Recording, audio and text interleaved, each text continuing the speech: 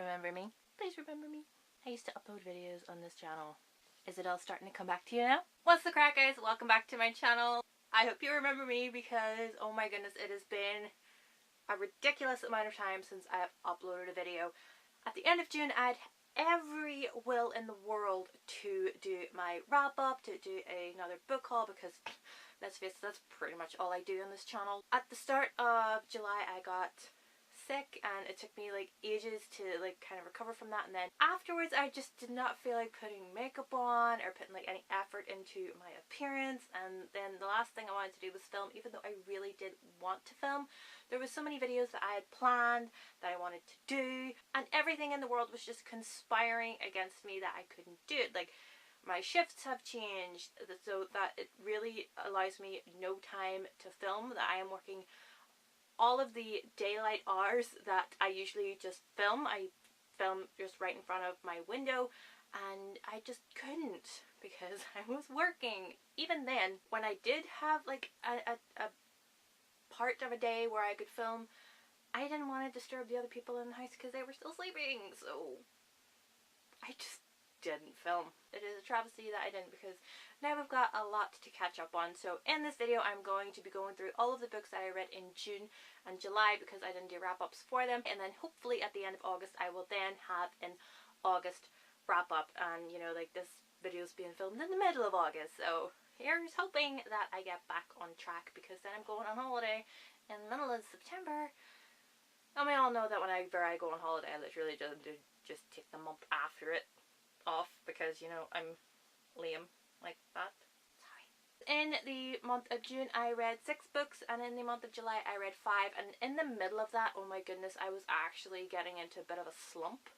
I just lost any kind of love for reading. I was like, I don't know what I want to read, despite all of the lovely books behind me and all the books on the shelf that you cannot see beside me. All of the books were just staring at me like, bitch, you can't figure out what to read. I'm like, I know, sorry, stop looking at me. But even with that, we've got 11 books to talk about, so let's just get into it, because it's gonna be a while.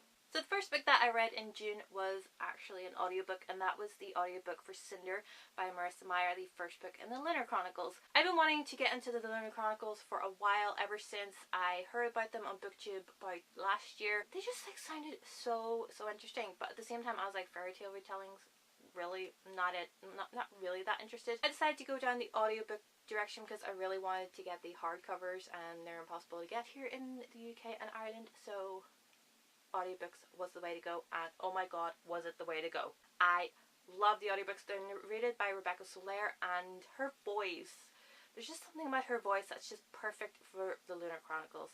I loved the whole idea of Cinder being a cyborg. When I first heard about Cinder being a cyborg, I was like, really? But it made sense. It really did make a lot of sense, because, you know, she was affected by this disease, and, you know, replacement parts, why not? The best thing about it was that I use audiobooks now for when I'm going for a run, when I'm jogging, and or like exercising, and it is the best distraction ever, because you're listening to an audiobook, and if you lose your attention for the shortest amount of time, you are completely lost as to what's happening. So you need to focus. You must stay focused. If you know where that's from, you're awesome. I absolutely loved it. I loved the whole concept that Marissa Meyer created within the Lunar Chronicles. It was just fabulous. I love Aiko and Cinder, and Aiko is just the sassiest little robot. I love her so much. Yes, I gave that 4 stars because there was just something slightly missing from it, but I still absolutely loved it. After Cinder, I picked up Magnus Chase and the Gods of Asgard, The Hammer of Thor by Rick Riordan. This is the second book in the Magnus Chase and the Gods of Asgard trilogy. Let's see, the thing with the Gods of Asgard series, I adore Rick Riordan. I absolutely adore him and his books. I love Percy Jackson, I love the Heroes of Olympus series, but the Gods of Asgard I am not in love with. And here's the thing, the Asgardians are as immature as hell. Thor does nothing but fart and eat and just lose all of his possessions, which is why Magnus Chase is charged with finding the Hammer of Thor. He's charged with finding Mjolnir, because Thor has lost it. What? Asgardian god that I know and adore from the Marvel Cinematic Universe and from Norse mythology in general. So throughout this book, I was eye-rolling at pretty much everything. It was enjoyable. I did enjoy like quite a lot of it, but at the same time I was like, these gods are ridiculous. They're absolutely and utterly ridiculous. I don't like this at all. I don't like the personification of them. They're just ridiculous, and it was just not for me. As a result, I just give this 3 stars. It was enjoyable, but I wasn't in love with it. After that, I picked up Legendary, which is the second book in the Caraval series by Stephanie Garber. This one is actually told from Donatella's perspective, where Caraval is told from Scarlet's, and oh my goodness, Donatella, I adore her. At the end of Caraval, I wanted to know more about Donatella, because throughout Caraval she was non-existent until the very end, when you realise, oh man, she's got cojones, girl. And Legendary picks up pretty much where Caraval leaves off, except now they're going back into Caraval again once more for a very special Caraval. Donatella has to go through all of these hoops to get to the end so that she can get the wish, so she can figure out the answer to something that has been plaguing her. She needs this to save her sister's life, basically. I adored this. I couldn't put this down. Rude. I actually give Legendary 4 stars, and I'll tell you why. There were just times where I felt that what Donatella was doing was just repetitive. It was just like, oh, she's doing this again, and then again, and again. I talked about this when I did my book review video on Caraval, and I will have it linked in the cards and down below for you guys if you want to check that out. Donatella and Scarlet remind me so much of Morgana and Margot's from BBC's Merlin, and in this one, Donatella reminded me so much of Morgana. It was just, I don't know why, but she was just going through the same things that I felt like Morgana would have done. I don't know, it's weird. It's the most weirdest explanation that I can ever possibly come up with, and probably the weirdest explanation that you'll probably ever hear. It's just my opinion and my thoughts on this book. It was just so good, and now it's actually a trilogy. This was actually supposed to be a duology, and then at the end I was like, oh my god, now I need the final one. I need finale so badly. I give this 4 stars, and like as I said, it was just like something lacking, and then there was just like those repetitive steps that Donatella kept taking. I was just like, okay, great. But oh my god, Dante. Whew. Sometimes I had to read this fan with a book beside me. Read this fan with a book, yeah. Sometimes I had to read this book with a fan beside me, because I was like, oh, Dante. That was pretty much me when I was reading Caraval with Julian and Scarlet. It was just like, oh my god, those guys are so hot. Donatella and Dante are going to make the most beautiful babies. Editing Cozy here, I just realized that I didn't say anything about Legendary and why I actually did like it, or really made a point on why I didn't give it the full 5 stars, but I really enjoyed the new setting. I loved the new characters that were introduced. I loved getting to know Donatella a lot more, and how Scarlet had growth in this book as well. I really enjoyed that, and Stephanie Garber did an amazing job with the continuation of Caraval, and I cannot wait to see what she does with finale. So on to the next book.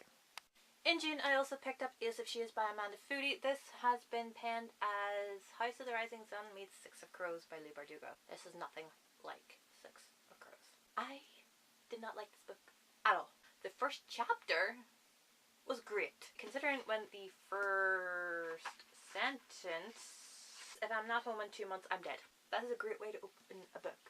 But this, I hate it. I literally skimmed the last 100 or 150 pages because it was just woeful. This is nothing like Six of Crows. Six of Crows is a masterpiece. Not even like House of the Rising Sun. It's nothing like it. This world was so convoluted. Even their currency system, I was like, what? It didn't even make any sense. To me personally, it made literally no sense. None of the characters interested me.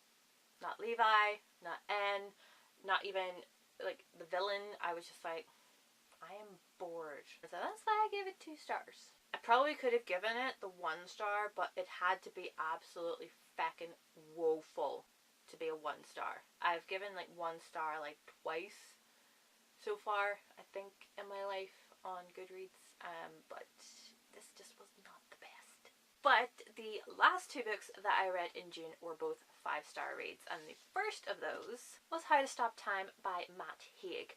I picked this up because I wanted a book that was literally Helen Magnus from Sanctuary. God, Sanctuary, yes. If you're new to my channel, hello, my name is Kazzy. I mention Sanctuary in every single video that I do, pretty much. And it was a sci-fi television series about 8 years ago, starring Amanda Tapping. And it was about a Victorian scientist who's experimented with vampire blood in Oxford, Cambridge. And she is immortal, so right up this street. Except the character in this book was born in 1581 and not the 1800s like Helen Magnus. But for some reason he is born with this ability to not age. He ages ridiculously slowly. When he hits adolescence, then he ages like ridiculously slowly. And it's an affliction that affects like a very small percentage of the population. It's nothing like, you know, experimenting with vampire blood. It's just, you know, he's born with it. It chronicles all of his movements throughout centuries, from France to England to America. He's lived on every single continent except for obviously the Arctic and Antarctic. But the one thing that you cannot do is fall in love, because then, you know, questions arise, you know, if he procreates and the child doesn't age, you know, what happens? Or when the wife starts aging and he still looks the same, what happens? And this book was exactly what I wanted for Helen Magnus. I wanted this to be explored in Sanctuary whenever it was on air, but it didn't. This book gave me everything I wanted. It explored all of his thoughts, all of his feelings about being alone through the centuries, or not being able to tell anybody, or having to be such a nomad that he can't like stay anywhere for longer than like 7 years or something. It's just a very, very lonely existence. This was just beautifully written. I love Matt Haig's writing. He just did an incredible job with this, and I actually want to read more by Matt Haig if this is anything to go by. And it was just such a delight to actually read this. If you are a fan of Sanctuary and you love Helen Magnus, you would love this book too. And the last book that I picked up in June was Renegades by Marissa Meyer, and oh my god, I love this.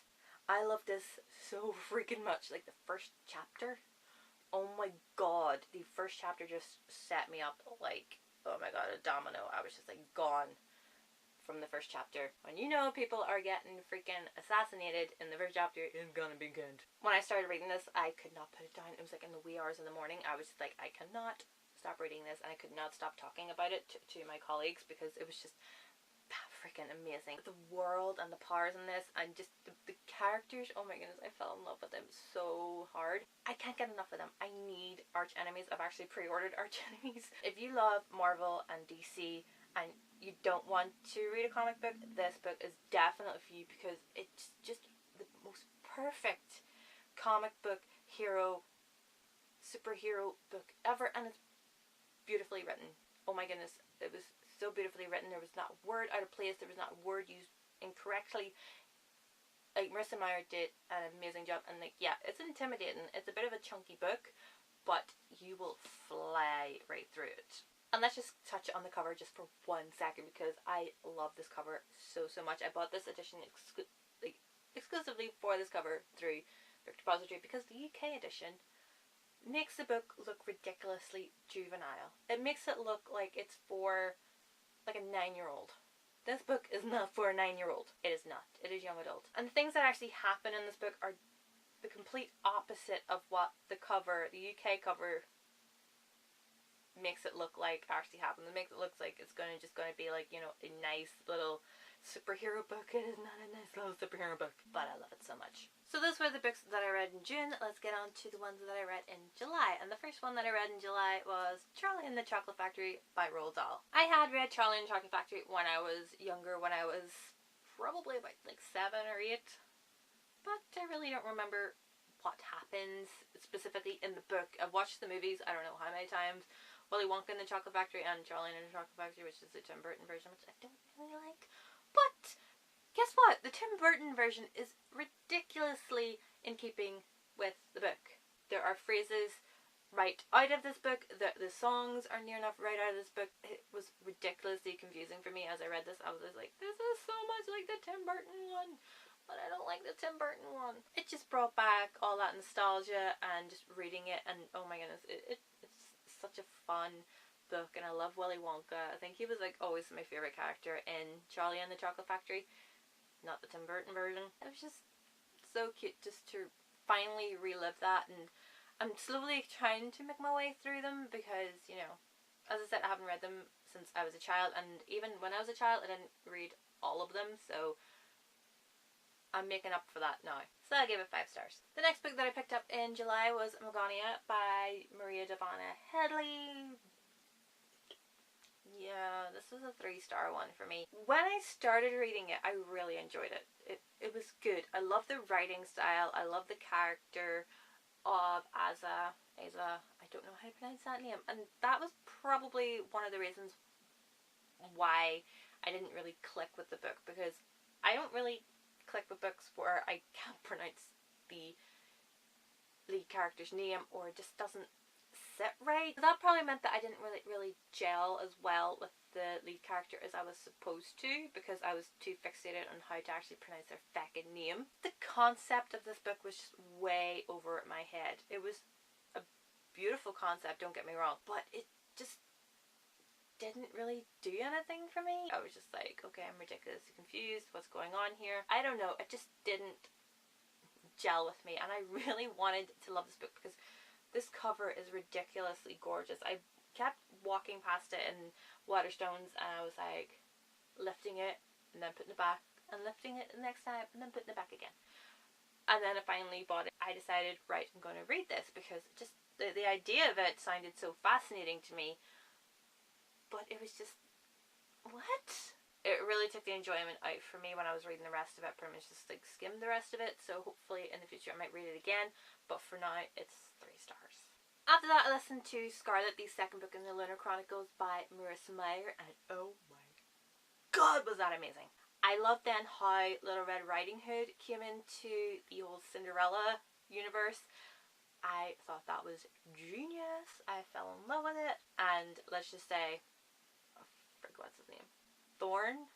Oh my goodness, if I could have a book boyfriend, it would probably be Thorn, because, oh my goodness, he is just right up my street. He's just my dream boyfriend. He's so snarky, so sarcastic, and yet so smart.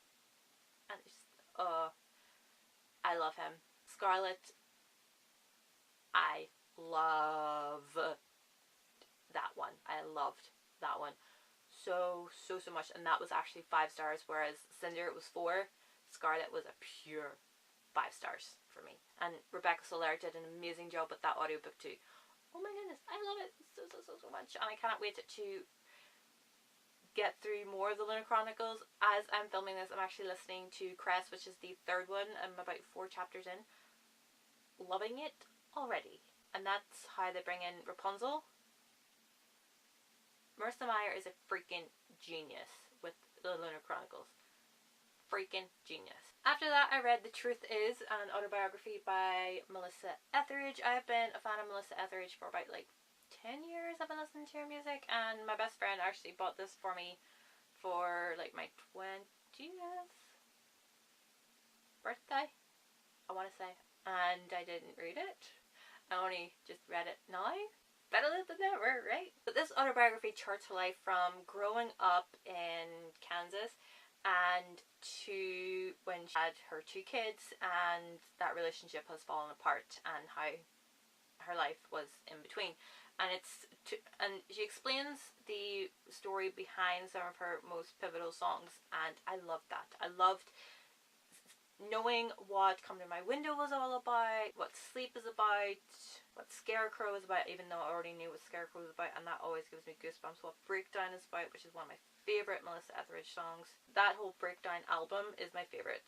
What I loved about this is that she is unashamedly honest. It is so honest in this book, to a point where I'm like, this is a little bit too much information, but, you know, I respect your girl for it. Her writing, I could just hear her speaking to me as she was writing it. It's just such a wonderful read, and it really gives you an insight into her, and as I said, an insight into what her songs are about, which I never would have known. Like, when you hear lyrics, you think, oh, that's what that's about, but really it's not. You don't know what's actually behind it, and it's just so beautiful and so beautifully written, and I just loved it so much. And of course this is like 5 stars. And the last book in this wrap up, and the last book in July that I read, was Magnetius and the Gods of Asgard and the Ship of the Dead by Rick Riordan. This is the final book in the Magnetius and the Gods of Asgard trilogy, and I will say this is my favourite of the 3 books because the gods weren't so juvenile in it. The gods really didn't play much of a part in this book as they did in the first and second books, which I am all for because I really didn't want, you know, more Thor flatulence in my life. That quota was nicely met in the second book. I enjoyed the ventures that they went on and the tasks that they had to do, and I enjoyed Loki a lot more in this book than in the first and second, where he was more of a manipulative presence, where in this one he was actually more of a presence. A bit of an immature presence and a bit of like immature way of presenting himself. I'm not the key demographic for Rick Riordan's books. I can't really be judgmental on that. One thing that I did not enjoy about this was the representation of Mallory Keane, who is the Irish character in this book, or more specifically Northern Irish.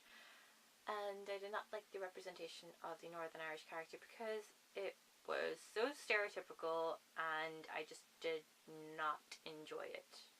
Mostly because it involved, you know, Belfast car bombing, and yes, that is a part of my country's history, and it's something that is still relevant today, but I just kind of expected more from Rick Riordan, really, in that kind of a character. But it's just a very niggling thing for me, and probably like nothing really to get upset about, but at the same time, I didn't really like it. Overall, I gave this one 3 stars. Yes, it was the same rating as The Hammer of Thor, but there were things in here that I did not like Mallory and that it actually ended up being the same rating as the other one. So this is more of a 3.5, whereas the other one was a solid like 3. So there you have it, guys. Those are all of the books that I read in the past 2 months, in June and July. 11 books in total, which I'm very happy about, because in the middle of that I felt like I was getting into a bit of a reading slump, but thankfully audiobooks are there to help me. Thank you guys so much for watching. Thank you guys for staying subscribed, even though I haven't put out new videos in a while, but hopefully I will get back into some kind of routine, even if it's just 1 video a week. Hopefully I will get into more of a routine with that. So thank you guys for sticking by me. Welcome to the new guys that have come along in the past lock of weeks. I really appreciate that. And if you like this video, hit that subscribe button and join me on my reading rambles and all that jazz. And I will see you in the next